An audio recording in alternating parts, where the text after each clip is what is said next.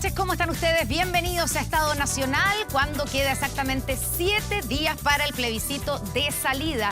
De hecho, en una semana más, a esta misma hora, ya sabremos si la mayoría del país aprobó o rechazó la propuesta constitucional. Ha sido una semana intensa, con los últimos actos de campaña, algunos bastante polémicos, otros que terminaron en incidentes y controversias, pero sobre todo una semana marcada por la detención del vocero de la CAM, Héctor Yaitul, y lo que trajo, las consecuencias que trajo, la primera baja del gabinete del presidente Gabriel Boric. Nuevamente tenemos nuestra transmisión digital en paralelo, donde Felipe León conversará con nuestros abogados constitucionalistas, Marisol Peña y Tomás Jordán, respondiendo, ahí los vemos en pantalla, respondiendo las preguntas de nuestros usuarios sobre la propuesta constitucional. Para eso tienen que ingresar a 24 horas.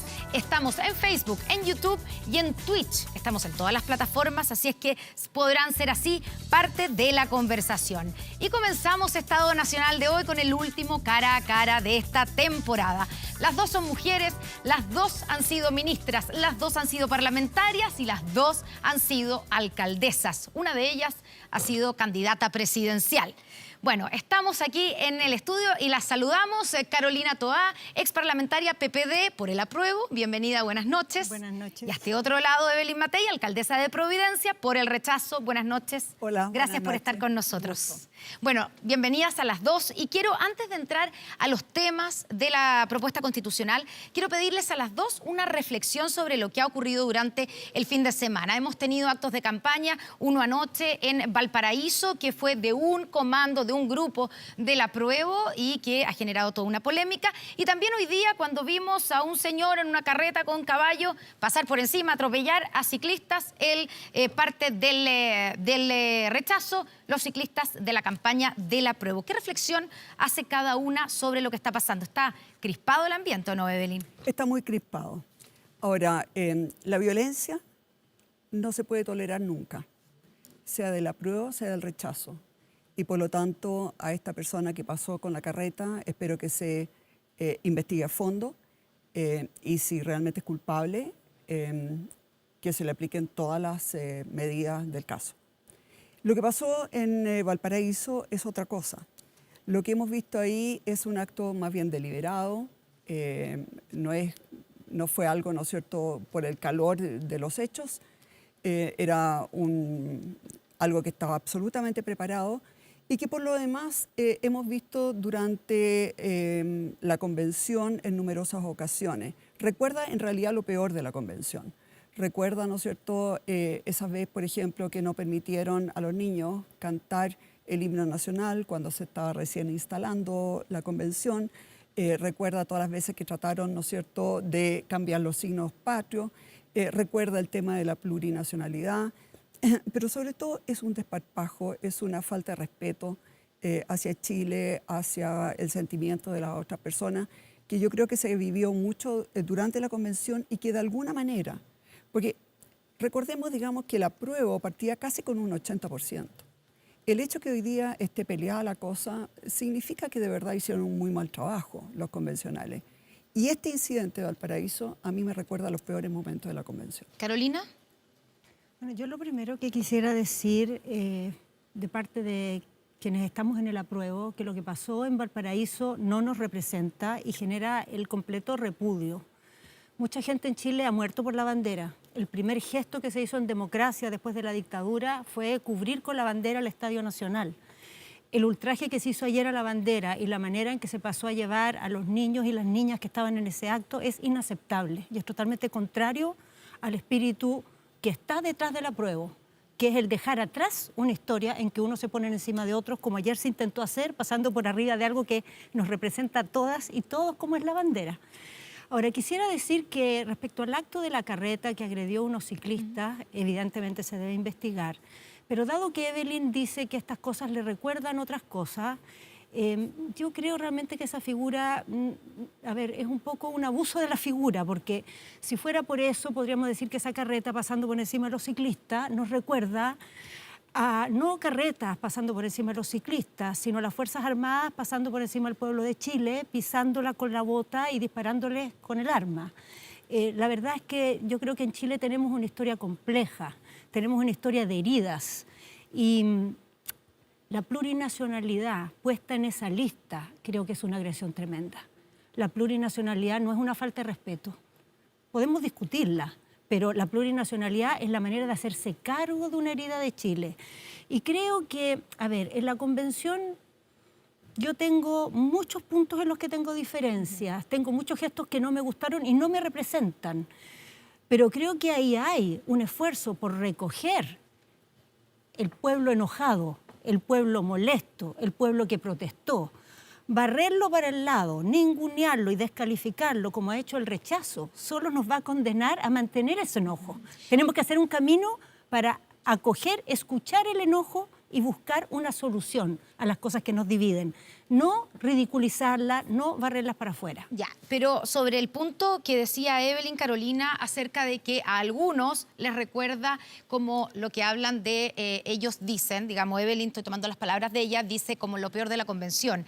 Pero hay quienes dicen, claro, es como volver a ver esa parte más radical de la convención que a muchos consideran que eso les ha traído problemas y les ha traído problemas la prueba. Pero sin duda, es que, a ver, en la convención estuvo representado un mundo que tiene mucho enojo, un mundo que por primera vez estaba sentado en la mesa y que expresó muchas actitudes muy agresivas, muchas actitudes poco dialogantes, que a mí no me representan en lo más mínimo. Pero creo que tenemos que tomar nota que ese Chile enojado existe. Tenemos que tomar nota que por algo tuvimos un estallido. Tenemos que tomar nota que por algo llevamos décadas ya con expresiones de malestar y de mucha rabia.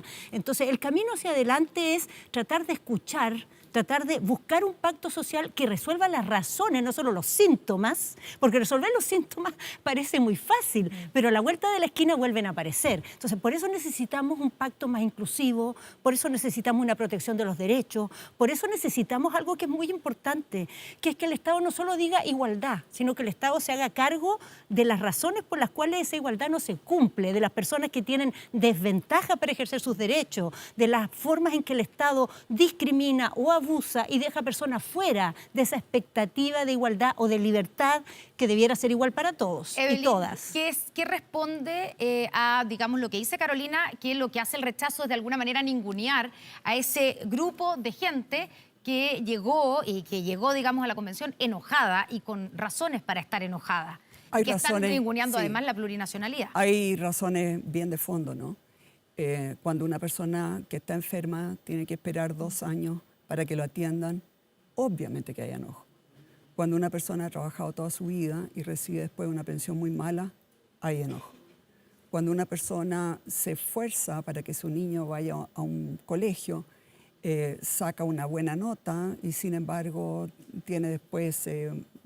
no entra a la universidad o algo así, obvio que hay enojo. Si uno va a ver las viviendas sociales, cómo están construidas, cómo están tomadas las poblaciones, ¿no es cierto?, por el narcotráfico, naturalmente que hay enojo. Distinto es que no permitan a niños cantar el himno patrio. Yo no he visto enojo en eso. Distinto es que realmente que hagan lo que hicieron con la bandera. Distinto es que a pito de escopeta una señora aparezca desnuda frente a la convención cuando en realidad el punto, si era serio, se podía haber hecho sin desnudos. Aquí ha habido en el fondo un grupo que hizo del enojo su forma de actuar y que escribió o trató de escribir una constitución desde el enojo, pasando por encima a todos los demás, diciéndoles que no tenían derecho a hablar, funándolos, ridiculizándolos. Y efectivamente, desgraciadamente, porque si hubiesen hecho un trabajo medianamente razonable, hoy día no habría duda de que iba a ganar el apruebo. Pero lo hicieron tan mal, y justamente lo hicieron mal porque lo hicieron desde el enojo. Un enojo que no es de los puntos que enojan a los chilenos, sino que ellos traían sus propios enojos y sus propias cuitas. Hablemos de la plurinacionalidad, que es uno de los temas, ¿cierto?, que se ha resaltado y que intenta, digamos, de las principales cambios o novedades de esta propuesta constitucional. Los últimos hechos de esta semana nos dejan en evidencia una vez más que tenemos un problema serio, importante y complejo en la macrozona sur, en la Araucanía. Está clarísimo. Una herida abierta, como dijo el presidente Gabriel Boric. ¿Este texto constitucional se hace cargo de eso? ¿Es la respuesta adecuada a la deuda que hay con nuestros pueblos originarios? ¿O es, por otro lado, como acusan algunos, una constitución indigenista? Carolina. A ver, lo primero que quisiera decir es que hay muchas actitudes reprochables en lo que ha pasado el último tiempo. Yo reprocho, no me representa y repudio lo que pasó en Valparaíso. Así como las actitudes... Perdón, yo quiero decir que no tengo ninguna duda que es así. Ya, Es bien importante repudio señalar también eso. que hay gente que fune a convencionales por una expresión de opinión. De hecho, eran convencionales de mi sector. Pero eso no fue lo que ganó en la convención. Eso no fue lo que ganó en la convención. O sea, de hecho, las personas que funaron a los convencionales perdieron. Lo que los convencionales quisieron hacer, que era tener una postura razonable en los temas ambientales, ganó. Las personas que quisieron interrumpir la canción nacional por los niños, perdieron. Al final, el himno nacional es parte de nuestros emblemas patrios. No ganaron esos sectores. Ganaron posturas que se ha buscado, ¿cierto?, poner como, yo creo, descalificarlas muy livianamente, como por ejemplo el concepto de plurinacionalidad. La plurinacionalidad no es, por decirlo así, una reforma del Estado. La plurinacionalidad lo que es un reconocimiento de lo que somos como país. La definición de nación a la que alude esa plurinacionalidad es aquella que dice que una nación es un pueblo que comparte una cultura, que se siente parte de un mismo grupo y que muchas veces, no siempre, comparte una lengua y un territorio. En el caso de Chile se dan esos elementos, pero incluso podrían no darse. Eso es una nación. Entonces, reconocernos plurinacionales es aceptar que hay historias aquí en las que compartimos en un mismo estado, en un mismo país, pero que tenemos culturas distintas, que tenemos pertenencias en distintos grados. Somos un mismo pueblo chileno, pero a su vez estamos compuestos de distintos pueblos. Eso es lo que busca la plurinacionalidad. Han buscado ridiculizarla bastante, la han transformado en una especie como de fantasma. Y yo encuentro que es muy interesante mirar un poquito de dónde venimos.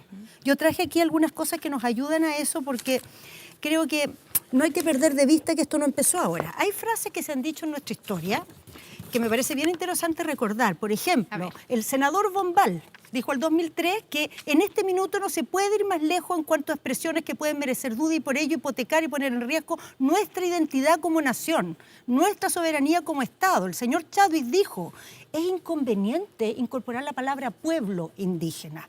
El señor Daor Espina dijo, es indudable que la incorporación del término pueblo podría implicar un deterioro del principio de unidad de nuestro país. Usted dirá, ¿dijeron esas cosas por la plurinacionalidad? No, las dijeron por una reforma que se presentó en 91 y que decía, el Estado velará por la adecuada protección jurídica y el desarrollo de los pueblos indígenas que integran la nación chilena. Mira esto que es súper importante, Connie. Estas frases, que son las mismas que ocupan hoy para descalificar la plurinacionalidad, las ocuparon para descalificar el reconocimiento de los pueblos indígenas dentro de la nación chilena.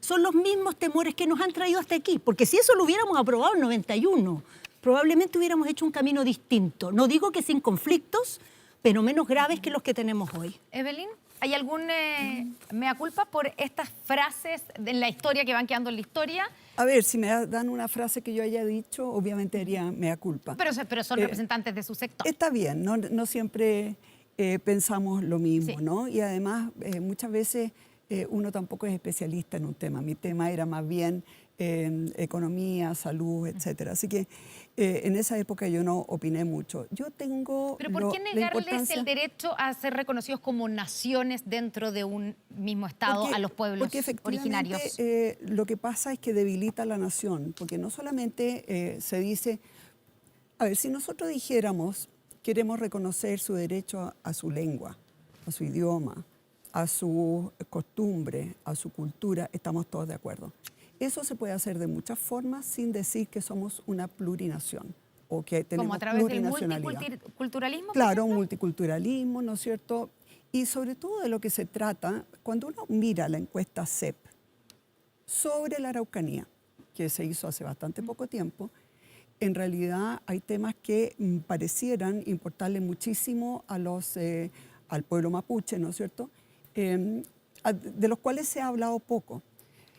Por ejemplo, esta insistencia en que todas las tierras mapuches sean de la comunidad. ¿Se les ha preguntado alguna vez si ellos quieren eso? ¿Se les ha preguntado alguna vez? Porque lo que yo veo es que en realidad, de acuerdo a la encuesta CEP, el pueblo mapuche realmente no se siente representado dignamente por lo que hicieron los representantes del pueblo mapuche en la convención.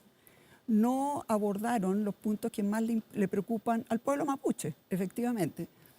¿Son cuáles? ¿Qué serían cuáles? Que serían básicamente educación, salud, pensiones. Aquí es la preocupación de todos los habitantes del país. Bueno, que ese es el tema. Cuando en esa encuesta CEP, la inmensa mayoría se sentían chilenos, absolutamente chilenos. Y van a seguir siendo chilenos, Evelyn. Y eso tiene Nadie lo ha puesto que ver, en discusión. Perdón, y eso tiene mucho que ver además con que Chile es un pueblo básicamente mestizo. Entonces, cuando uno empieza a hablar de multiculturalidad, de multinación, una nación, por ejemplo, de chango, que no existen, que dejaron de existir hace mucho tiempo, con posibilidades incluso de hacer política internacional, porque ellos tendrían la opción de hacer política internacional. Pero nada de eso es obligación, es la posibilidad de... Bueno, pero es la posibilidad de... Y usted vaya a ver cómo efectivamente se han ido agudizando los conflictos en Bolivia, que efectivamente, ¿no es cierto?, adoptó la plurinacionalidad. Entonces, ¿hay una deuda con el pueblo mapuche? Sí, la hay. En eso estamos todos de acuerdo. ¿Era esta la opción mejor? No, ni por nada. Chile es una nación con una bandera, somos todos chilenos, debiéramos tener toda la misma justicia penal, debiéramos tener todos los mismos derechos. Y sí, obviamente, reconocer el derecho, ¿no es cierto?, a su propia cultura, bueno, que es obvio. El nuevo texto, la nueva propuesta constitucional propone la restitución de tierras como una forma, además, de reparación a los pueblos originarios. ¿Hay que restituir tierras, Carolina? Bueno, porque eso, la verdad, no es ninguna novedad de la Constitución. Eso está vigente desde que se dictó la ley indígena en el gobierno del presidente Elwin. No tiene carácter, es distinto que tenga un carácter constitucional, ¿o no? Es distinto en el sentido de que le reconoce una relevancia, pero es el camino que Chile ha hecho. El problema es que hace mucho rato que ese camino está estancado. O sea, de hecho, en el gobierno anterior prácticamente se paralizó la entrega de tierra y un elemento muy importante de esto es la entrega de tierra, pero no es el único. No es el único. Yo creo que el elemento más importante es reconocer que somos una comunidad diversa, es reconocer que en esa comunidad diversa hay tradiciones, hay culturas que conviven y que enriquecen el país. Y el elemento muy importante de esto y donde más nos hemos demorado es en reconocer que el pacto social y político de la sociedad debe reconocer que los pueblos indígenas tienen una voz, no solamente son beneficiarios de derechos o políticas públicas, sino que deben tener una voz propia. Y yo creo que en eso lo que pasó en la convención es muy virtuoso, porque el mundo radical dentro de la reivindicación indígena no es el que estuvo en la convención. El mundo radical está votando rechazo, está llamando a votar rechazo igual que la derecha. El sector que estaba ahí es el que quería construir un camino institucional. Construir, claro, para mucha gente es disruptivo, es nuevo, les intimida, les da miedo, pero yo creo que más miedo nos debiera dar seguir por este camino que estamos ahora, porque los muertos, la violencia, ya hay tul, están sucediendo con esta constitución, no con la nueva constitución, están sucediendo después de que 18 veces, ese es el total de veces que se han presentado reconocimiento constitucional, se ha rechazado. Entonces, aquí hemos llegado por esa vía. Si seguimos por la misma vía, no vamos a avanzar. Y la verdad, plurinacionalidad, que como definición es lo que yo decía recién, los países que han sido más exitosos en resolver estos conflictos tienen en realidad en la práctica plurinacionalidad. Porque tienen... No se llama así, porque cuando ponen el ejemplo de Canadá no tienen plurinacionalidad. Está bien, pero ¿qué significa plurinacionalidad en nuestro texto, en la propuesta, digamos? Significa autonomías indígenas, significa pluralismo jurídico, significa reconocimiento de las tradiciones y las autoridades ancestrales. Eso lo tiene Canadá, eso lo tiene Nueva Zelanda, eso lo tiene Australia. Ahora, aquí le hemos puesto plurinacionalidad porque esa es la tradición latinoamericanista, pero significa lo mismo en la práctica. No vas a encontrar ninguna institución en el texto constitucional que no esté en Canadá, en Australia o Nueva Zelanda. Evelyn, usted quería decir algo con el tema de la restitución de tierras, pero además quiero ponerle el caso de Héctor Yaitul, que lo nombró, ¿cierto?, Carolina Toá, que ha sido detenido durante esta semana, y hubo toda una polémica a raíz de que este texto constitucional reconoce los sistemas jurídicos de los pueblos originarios, ¿cierto?, sistemas jurídicos indígenas, de si el abogado de Yaitul eventualmente, si esta propuesta estuviera vigente, podría exigir que se lo juzgue con un sistema indígena específico, el mapuche, o es algo inventado. A ver, en primer lugar, el tema de la plurinacionalidad es como un tema boliviano, ¿no? Y yo creo que efectivamente la realidad de Bolivia es muy distinta que la chilena. Ahí hay una gran mayoría de las personas pertenecen a los pueblos originarios. En Chile la inmensa mayoría somos mestizos, ¿no? Por lo tanto, se está tratando de aplicar una receta foránea y que no viene para nada con nuestra realidad. Y respecto de Yaitul, yo lo primero que quiero señalar es que yo he visto, y esto no tiene nada que ver, tanto que ver con la Constitución, yo he visto en este gobierno como una ingenuidad muy grande.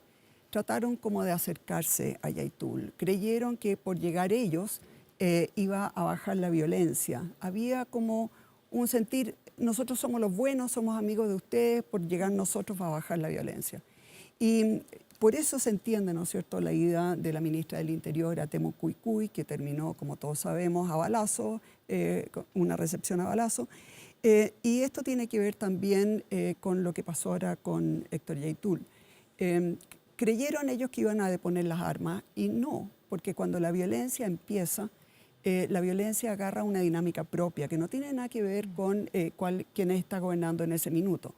Y yo creo que efectivamente hay que enfrentarlo bien y no se puede permitir el terrorismo para nada, no se puede seguir permitiendo el robo de madera, no se puede seguir permitiendo el tráfico de estupefacientes, porque eso lo que hace es permitir comprar más armamento y mientras más armamento tengan y más gente haya en esta materia, más difícil va a ser la lucha contra el terrorismo y desgraciadamente en algún momento puede llegar a un derramamiento de sangre más o menos. No me ha contestado sobre el tema de los sistemas jurídicos, porque gente de su sector, bueno, y también el senador Rojo Edwards, que es de los republicanos, lanzaron esta idea de que con esta nueva constitución, si estuviera aprobada, Héctor Yaitul o su abogado podrían exigir que se lo juzgara bajo el sistema jurídico, digamos, tribunales indígenas. Sí, recordemos que durante la Convención Constitucional se planteó, el convencional Daza, planteó que efectivamente esta plurijusticia no... Sistemas jurídicos indígenas. Claro, que se dejara fuera la justicia penal. O sea, que la justicia penal no cayera dentro de este sistema, ¿no es cierto?, de justicia indígena. Y eso se votó en contra. Por lo tanto, sí. No estoy diciendo estoy diciendo que sí podría ocurrir. Va a depender de cómo salga la ley. Y la ley no la conocemos. La ley es de simple mayoría, pero sí podría ocurrir. No estoy diciendo que va a ocurrir, pero que sí podría absolutamente. Bueno, el acuerdo de los partidos oficialistas, ¿cierto?, fue básicamente entre los puntos, recoge esta inquietud, que es dejar por escrito que queda fuera la justicia indígena de los sistemas de justicia indígenas. ¿Fue un error haberlo dejado fuera en la convención, Carolina, entonces? Completamente, pero a ver, no fue un error, al menos de mi sector. El problema es que la convención funcionaba por 2/3. Sí, claro. Entonces muchas cosas se promovieron, se aprobaron por mayoría, pero no alcanzaron los 2/3. Entonces no terminaron el texto constitucional, efectivamente. Pero algunas salvaguardas quedaron muy claras, que no cabe duda. Primero que... o sea, para usted no podría existir esta duda que dice que Yaitul o su abogado y voy a explicar por qué no. Voy a explicar en tribunales indígenas. Y voy a explicar por qué no. Primero porque lo que queda claro, sí, en el texto tal cual está, más antes de reformarlo, es que lo que aplica el pluralismo jurídico es la misma ley. No hay una ley especial indígena. O sea, se aplica la misma ley, hay una ley paralela. Segundo, el Tribunal Superior es la Corte Suprema. O sea, la última palabra la sigue teniendo la Corte Suprema. No, perdón, Tercero, eso es solamente respecto del sistema chileno. No, respecto a pero los- perdón, Evelyn, en todos los No, no, sistemas, no, no, la no. última palabra, bueno, nuestros Bueno. expertos van a aclararlo, así que no nos demos vuelta. Escuchen a Isidro Solís. bueno, no, escuchen a los expertos que están aquí, porque Isidro Solís está en campaña por el rechazo, entonces mejor los expertos, me dan más confianza. Tercero, que es muy importante, hay un acuerdo firmado por todos los partidos del apruebo para dejar explícito que delitos penales quedan fuera, que esto solo se aplica a personas de un mismo pueblo indígena y solo cuando hay acuerdo de las dos partes. Eso me parece eso muy importante. demuestra que quedó el texto Totalmente. quedó, por último, un vacío. Totalmente. por decir. No, a ver, esto debió haber quedado acotado en el texto. En general, los textos constitucionales son generales y en la ley se detallan. Pero ¿qué pasa en Chile? Que se ha instalado una, digamos, tendencia a poner las interpretaciones más desquiciadas, más extremas, más radicales, como las más plausibles. No veo cómo el Congreso actual va a aprobar una ley, porque esta cosa no va a operar hasta que haya una ley, ¿ya? claro. Nada de la Constitución va a operar hasta que no haya una ley. Entonces, ¿cómo el Congreso actual va a aprobar una ley que diga que los delitos penales los va a juzgar una justicia paralela? Eso no va a pasar. Pero quiero decir algo más para que no sea todo pelea aquí. Ya, pero por ¿Qué? algo ustedes Perdón, lo agregan. pero Pero algo por no, eso, porque como han planteado estas dudas, que por más que yo encuentre que son dudas que se ponen desde una desconfianza extrema en nuestro sistema político, desde considerar que los parlamentarios son todos unos bichos raros, pero bueno, hay un acuerdo para acotarlo. Pero última perdón, cosa que me pero ese parece importante acuerdo- para que no todo sea pelea, es que yo comparto con Evelyn que no se puede actuar en estos temas con ingenuidad. Yo creo que el diálogo en conflictos graves que han causado dolor, que han causado muertes, como lo que ha sucedido entre el Estado de Chile y los grupos que están usando las armas en reivindicación de la causa indígena, creo que eso amerita una manera de enfrentar el diálogo mucho más sistemática, no con ingenuidad. No se puede negociar desde una posición de debilidad. El Estado tiene que negociar desde una posición de ingenuo, fuerza. ha sido Yo ingenuo creo el que ha gobierno habido de Gabriel ingenuidad. Boric en Yo enfrentar creo- a Héctor Yaitul Ciertamente ha habido y grupos más ingenuidad. radicales. Y quiero decir algo más que me parece que es súper importante, que cuando se negocia, ciertamente cuando se dialoga, hay que tener apertura, no hay que excluir, pero el interlocutor preferencial del mundo indígena son sus autoridades, no son los dirigentes de los grupos armados. Son los loncos, son las autoridades ancestrales. Ellos son los que en primer lugar se deben sentar a la mesa. Ya, ¿y cómo se explica entonces lo que ocurrió con la ministra, la ex ministra ahora, Janet Vega, de su mismo partido? Por Sí. eso se lo pregunto, Carolina, Mira, del PPD, la ex que ministra. intenta comunicarse precisamente con alguien que está por la vía armada. Ese mismo día lo había reivindicado, como Héctor Yaitul. Sí, bueno, yo primero quiero decir que Janet Vega es una persona que yo valoro, es una profesional de excelencia, reconocida en Chile, reconocida afuera, en sus temas de salud pública, en sus temas de inclusión social. Y creo que en esto ella cometió un error y creo que aquí ha pasado algo que ojalá sea un precedente. Y es que ante un error que tiene impacto en la opinión pública, en temas tan importantes como hacer una diferencia entre cómo se dialoga y cómo no, y hasta dónde sí y hasta dónde no, se hizo valer la responsabilidad política, porque en Chile eso no pasa nunca. En Chile cuando pasó algo que no fue un error de diálogo, sino que fue la muerte de una persona, como fue en el caso Catrillanca, el ministro de Interior de la época se demoró meses en renunciar. Cuando fue en el estallido social, las situaciones que vimos de abuso, las personas que perdieron los ojos, la violencia y la represión desmedida, en esa época el general Rosa se demoró años en renunciar. Entonces creo que aquí se está marcando un precedente de hacer valer la responsabilidad política que ojalá se cumpla a futuro, incluso cuando personas muy serias, competentes y valiosas como Janet Vega son las que tienen que asumir la responsabilidad. Está equivocada entonces la presidenta de su partido cuando ha insistido en decir que aquí lo único que hizo Janet Vega fue No, seguir las No directrices está que le dio el equivocada, gobierno. no está equivocada, porque lo que ella ha dicho es que fue muy correcto la decisión que se tomó. Y está diciendo, la interpretación que hizo la ministra probablemente no fue suficientemente cuidadosa de lo que era la postura en ese momento, que era buscar el diálogo, y yo creo que sigue siendo ahora, ¿no? El problema es que el diálogo, como decía, hay que hacerlo sin ingenuidad, el diálogo hay que hacerlo con los interlocutores adecuados y no hay que hacerlo desde una posición de debilidad. Evelyn, Yo solamente- quiero ir a otro tema. así Sí, que- pero bien Sí, cortito. sí. El acuerdo político, ¿no es cierto?, para delimitar la justicia indígena y que no quede la justicia penal, yo lo valoro, es un acuerdo político, tiene un problema. que si se llegase a aprobar la Constitución, es que espero que no suceda, no sería tan fácil cambiarlo porque requeriría previamente el consentimiento indígena. Entonces, la verdad... Ahí hay una discusión según no, las está interpretaciones. bien. Sí, pero hay Sí, interpretaciones pero para ambos lados. Me van a poner ahora el el artículo... 191. Sí, Es que ahí está, pues. y hay que No hay en mirar otra el parte. otro, el que está ¿Cuál en la otro? parte regional. ¿Cuál? Y que es muy claro. Es el único que hay. 193 creo. Es el único que hay. No, pero por favor, podemos Perdón, mirar esto. No, es que no me quiero meter en eso. es que pero ya- claramente... Evelyn, que ya lo dijiste. A ver, perdón, tú hablaste mucho rato. Sí. Déjame hablar ahora a mí. No, sí, te dejo. Después lo aclaramos. Lo otro que quisiera señalar es que yo no estoy tan clara que lo de Janet Vega haya sido un error.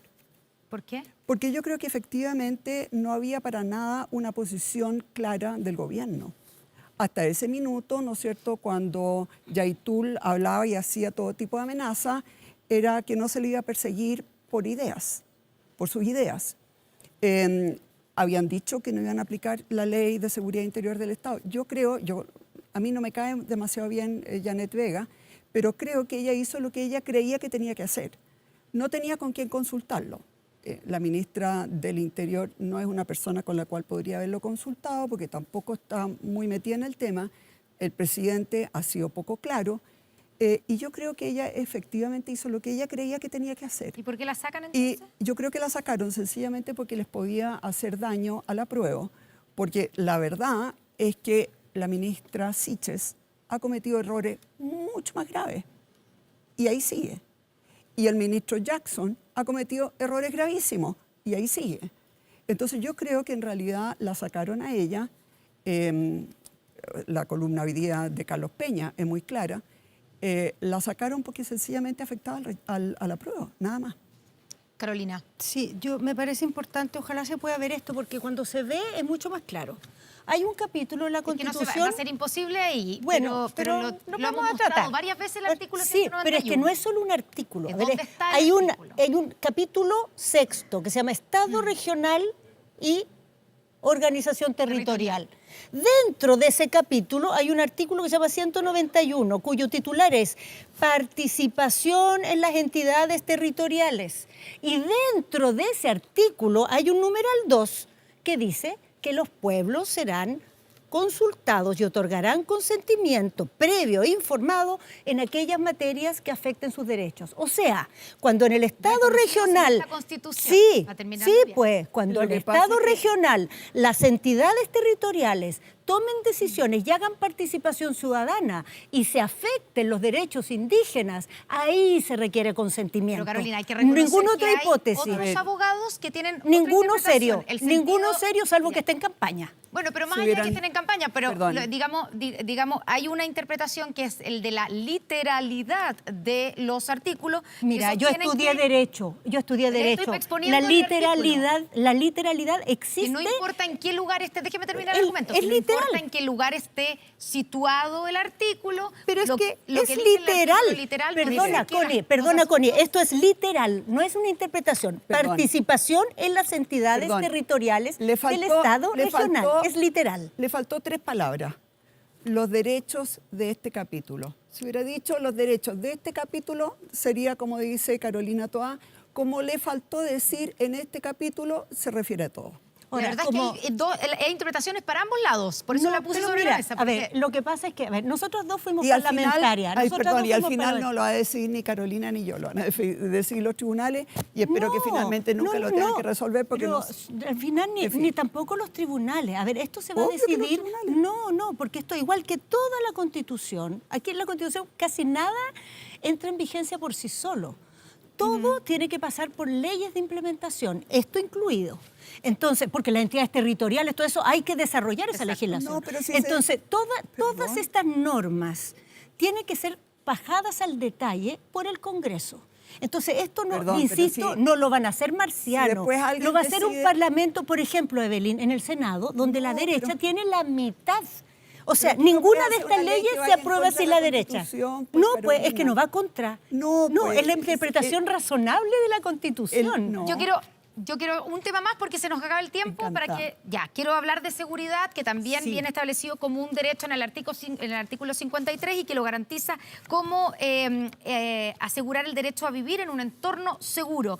¿Cómo puede garantizarse en la práctica y cómo se hace cargo este texto constitucional de asegurarle a la gente vivir en un estado que toma medidas para que la gente vivan tranquilas y sin miedo a la delincuencia, Evelyn? A ver, tengamos claro que el solo hecho de que esté en la Constitución no garantiza nada. Es bueno que esté en la Constitución, yo me alegro, creo que es una buena frase. Sin embargo, esto puede ser absolutamente letra muerta, como muchas leyes son letra muerta, si efectivamente no se hace algo al respecto. Y en ese sentido, por ejemplo, a uno le llama la atención de que en la Constitución no esté mencionada la palabra terrorismo, no existe. Teniendo terrorismo en el sur, no existe la palabra terrorismo en ninguna parte. Llama la atención, se ha dicho tantas veces, ¿no es cierto?, la defensoría de las víctimas, muchas cosas, pero si uno quisiera ir a qué es lo que se necesitaría de verdad para poder garantizar la seguridad ciudadana, bueno, básicamente nosotros tendríamos que tener probablemente una unidad especializada, por ejemplo, en droga, que pueda juntar a carabineros con la PDI, con la UAF, que pueda perseguir el patrimonio, que tenga un régimen carcelario distinto. O sea, si uno realmente quisiera luchar contra el narcotráfico, que probablemente es una de las principales causas, ¿no es cierto?, de la violencia que estamos viviendo hoy día, tendría que haber dicho la Constitución muchas cosas que no dijo, ¿no? Pero eso son materias de política pública. Son materias de política pública. Todo lo que usted acaba de nombrar, digamos. Claro, lo que pasa es que cuando, por ejemplo, la Constitución le da una cantidad inmensa de derechos a los privados de libertad, pero en cambio no dice nada del terrorismo, no dice nada de qué hacer para efectivamente garantizar, uno dice, bueno, efectivamente no estuvo ahí el foco de esta convención constitucional. No, claramente la seguridad ciudadana no era una de las cosas que le preocupó. Carolina, ¿por qué no se crea, por ejemplo, una defensoría de las víctimas? Que es una de las dudas que quedan planteadas. Sí, hay varias, pero yo lo primero que quisiera decir es que es verdad que la Constitución por sí sola no arregla el problema de seguridad, pero tiene que dar orientaciones, ¿no? Y yo creo que aquí hay una serie de orientaciones que se han pasado mucho por alto, como que se ha instalado muy fácil, como que la seguridad no fuera tema en la propuesta constitucional, y yo creo que eso no es así, eso realmente no es así. Algunos ejemplos de que no es así. Primero, en la Constitución se establece algo que es muy importante, por lo cual peleamos todos los días, que es el Tribunal de Ejecución de Penas, para que de verdad en el cumplimiento de las penas no vuelva a haber libertades condicionales cuando no debe haberlo, cuando realmente haya inserción, cuando realmente las personas, una vez que están liberadas, tengan un seguimiento para promover su reinserción, que es la verdadera solución. Segundo, se establece la responsabilidad del jefe de Estado, el presidente o la presidenta de la República, de tener una política nacional de seguridad pública. Hoy día eso no existe en el texto constitucional. Entonces los presidentes pueden decir, no, es que la policía, es que la fiscalía. Aquí es mucho más nítida la responsabilidad y la obligación. Tercero, se establece el principio de una policía profesional. Y eso es muy importante, porque una policía profesional es una apuesta a tener un cuerpo policial especializado, bien formado. ¿Que sea desmilitarizada? Yo creo que son enfoques, ¿no? Las policías de los países más seguros del mundo son este tipo de policías, ¿no? Son policías. Finlandia, Inglaterra, Alemania tienen policías profesionalizadas que han optado por un camino mucho más amplio que simplemente el factor militar. Esto no quiere decir, porque hay gente que le han contado el cuento de que esto significa que ahora los carabineros no van a tener pistola. No, van a tener pistola igual. La diferencia es que van a estar mucho más preparados para que, por ejemplo, no les pase que llegan donde el tribunal y después les echan abajo todas sus propuestas de detención o de procesamiento porque no están bien planteadas las pruebas.